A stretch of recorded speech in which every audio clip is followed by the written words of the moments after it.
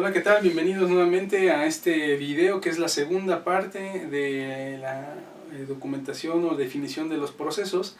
Hablábamos en el video anterior que la clasificación de procesos es por procesos de servicio y procesos productivos, y les mencionaba que en esta segunda parte la intención que tengo es de ayudarlos a llevarlos de la mano para poder clasificar de manera secuenciada y de una manera donde podamos disgregar la información de los procesos bien clasificada para poder iniciar a hacer una correcta estandarización de nuestros procesos y poder llevar de la mano entonces a nuestra organización o a nuestras actividades a algo que nosotros conocemos como una correcta plataforma de gestión dentro de nuestros procesos de negocio.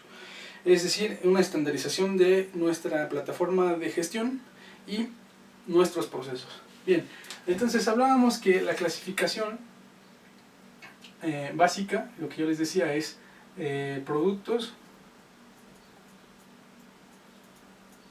y servicios. Si bien ya hablamos de diferencias muy importantes como el tema de el tiempo estándar, por ejemplo, de los procesos, hablamos también que debemos entender cómo vamos entonces a entrar en materia para poder definir estos procesos. Algunas empresas lo que hacen normalmente es documentar en algunas herramientas de suites de oficina, como en el caso de Word, una lista, por ejemplo de Word, donde establecen de manera secuenciada qué hago, ¿no? Es decir, actividad número 1, para el caso, por ejemplo, de recursos humanos, ¿no? Es hacer la búsqueda de nuestros recursos dentro de sitios de internet, por ejemplo.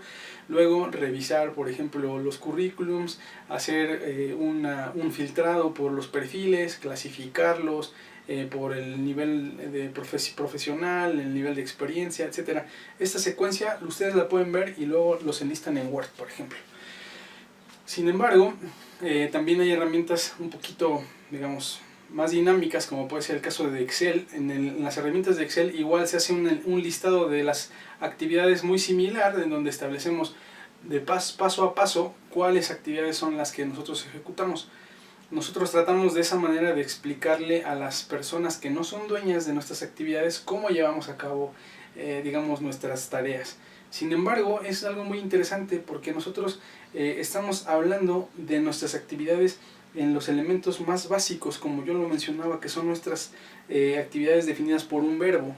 Sin embargo, nosotros debemos entender de manera global o integral cuál es una de las características más, digamos, aceptadas o mejor definidas o ya probadas dentro de nuestra experiencia profesional, y es algo que se le llama estandarización de procesos de negocio.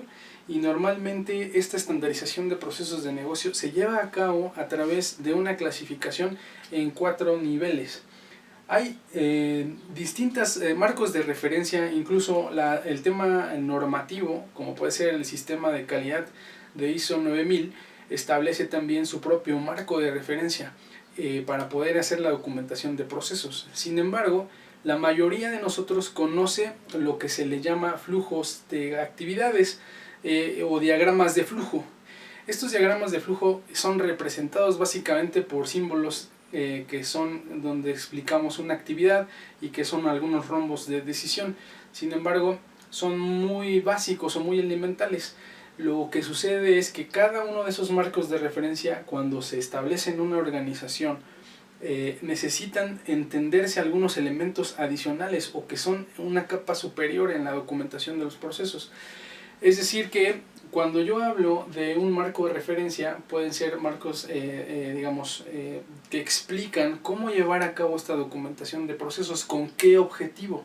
Si es un objetivo, por ejemplo, para mejorar o eficientar líneas de producción, para hacer una mejor eficientar, por ejemplo, rutas de distribución, o para hacer, por ejemplo, implementaciones tecnológicas de software, por ejemplo, o para poder mejorar el tema de los tiempos de la cobranza, por ejemplo, en áreas contables o financieras, o para entregar, por ejemplo, los cierres mensuales para hacer los informes mensuales a la alta dirección, etcétera, etcétera, etcétera. Lo que nosotros tenemos que entender entonces es la parte, digamos, superior de nuestras actividades. Para eso voy a tratar de hacer una pequeña pirámide en donde vamos a clasificar estos elementos en 4 capas o 4 niveles que nos van a ayudar a todos a entender básicamente cuáles serían los primeros elementos que debo entender para poder llegar a una correcta estandarización y clasificación de mis procesos. Bien, en esta pirámide, ustedes, bueno, la pirámide está un poco flaca, espero que lo que sea importante es que ustedes lo puedan tener claramente definido. Siempre hablamos que vamos normalmente de la parte estratégica, ¿no?, hacia la parte operativa. Normalmente hay gente que puede decir que podemos documentar en sentido opuesto, es decir, de la parte operativa hacia la parte estratégica. Sin embargo, lo recomendable, lo ideal por la experiencia es que se inicie de la parte superior, es decir, de la parte de la planeación y de la parte de la estrategia dentro de la organización hacia la parte operativa, que permita entonces tener el control de toda, digamos, nuestra cadena de valor, que genera entonces una secuencia de todos los objetivos que vamos a cumplir dentro de nuestra organización. Aunque, como les digo, hay gente que dice que de abajo hacia arriba se puede hacer la documentación. Esta clasificación es para los dos tipos principales, que sería de productos o de servicios. La clasificación se debe entender como lo que llamamos macroproceso. Luego, una clasificación conocida como proceso. Otra que le llamamos subproceso.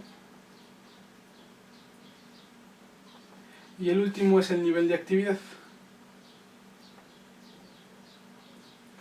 Si ustedes se dan cuenta, este nivel 4